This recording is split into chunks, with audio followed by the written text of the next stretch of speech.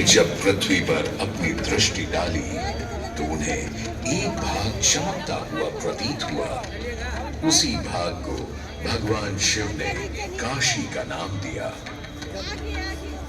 कालांतर में गंगा नदी के तट पर बसी इस काशी नगरी में समय समय पर अनेकों घाट विकसित हुए, जहां श्रद्धालु आकर पूजा अर्चना एवं स्नान किया करते थे। माना तो यह भी जाता है कि यह नगरी एक बहुत सुंदर वन से ढकी हुई थी, जहां पीपल, आम, बरगद, शीशम आदि के वृक्ष हुआ करते थे, जिनकी छाया में बैठ ऋषि मुनि, साधु संत आनंद से तपस्या किया करते थे। इसलिए इस जगह का उल्लेख आनंद वन के नाम से भी किया गया है। जितनी पुरानी काशी नगरी है, उतना ही पुराना यहाँ का काशी विश्वनाथ मंदिर भी है।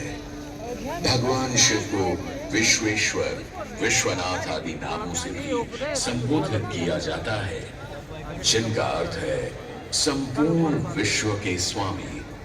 किंवदंतियों की माने तो सृष्टि के आदि में जब भगवान शिव एवं मां पार्वती पृथ्वी का भ्रमण कर रहे थे, उन्हें यह स्थान बहुत प्रिय लगा।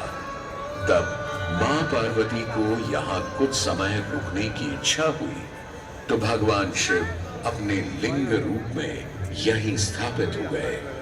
तभी से 12 ज्योतिर्लिंगों में इस मंदिर को विश्वेश्वर मंदिर के नाम से भी जाना जाने लगा, जहां भगवान शिव और माता पार्वती सदैव वास करते हैं। सदियों से इस पवित्र नगरी ने अनेक ऋषि मुनियों, तपस्वियों, धर्म गुरुओं आदि को अपनी ओर आकर्षित किया है।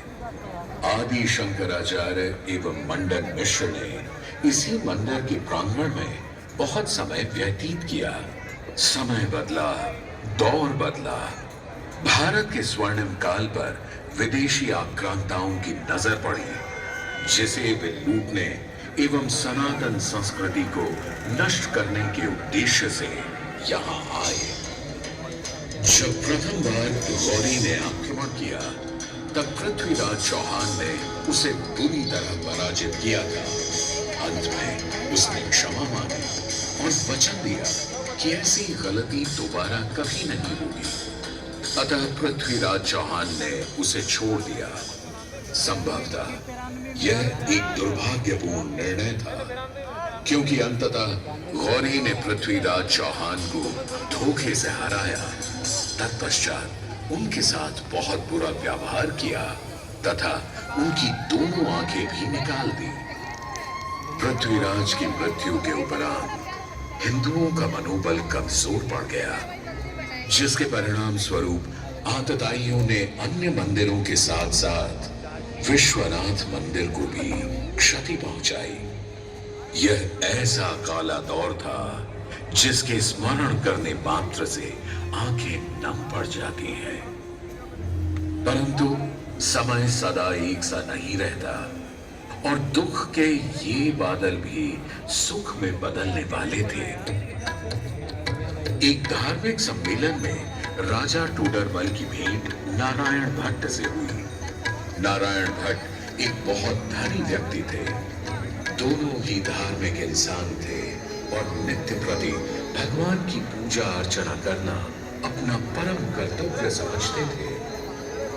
दोनों ने काशी विश्वनाथ के इस पावन मंदिर का जीर्णोद्धार करवाया और वीरान पड़े खंडहरों में एक नई जान डाल दी। 16वीं सदी में संत तुलसीदास ने यहाँ रामचरितमानस की चौपाइयों को पढ़ा था तथा संत एकनाथ ने भी यहीं पर वारकरी संप्रदाय का महान ग्रंथ श्री एकनाथी भागवत लिखकर पूरा किया था। लगभग 7वीं शताब्दी के मध्य में मराठा शासक मल्हार राव होलकर ने काशी विश्वनाथ मंदिर के पुनर्निर्माण की योजना बनाई। ये कार्य वे तो नहीं कर पाए, परंतु उनकी पुत्रवधू अहिल्याबाई होलकर जी ने इसे सन 1776 से 1778 के बीच पूरा किया। वर्तमान काशी विश्वनाथ मंदिर निर्माण का श्रेय अहिल्याबाई होलकर जी को ही जाता है। इनके अलावा महाराजा रणजीत सिंह ने 1000 किलो शुद्ध सोने से निर्मित छत्र को इस मंदिर पर लगवाया। जहां ग्वालियर की महारानी बैजाबाई ने ज्ञानवापी का मंडप बनवाया, तो वहीं नेपाल के महाराजा ने यहां नंदी की प्रतिमा स्थापित करवाई।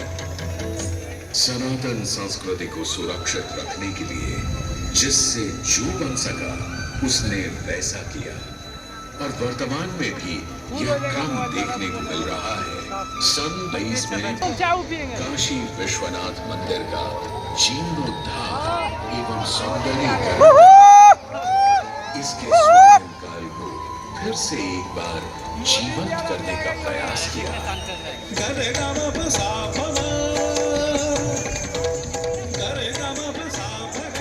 भगवान शिव को समर्पित काशी विश्वनाथ का यह पावन मंदिर सदियों से करोड़ों श्रद्धालुओं का प्रेरणा स्रोत रहा और सदैव के लिए रहेगा।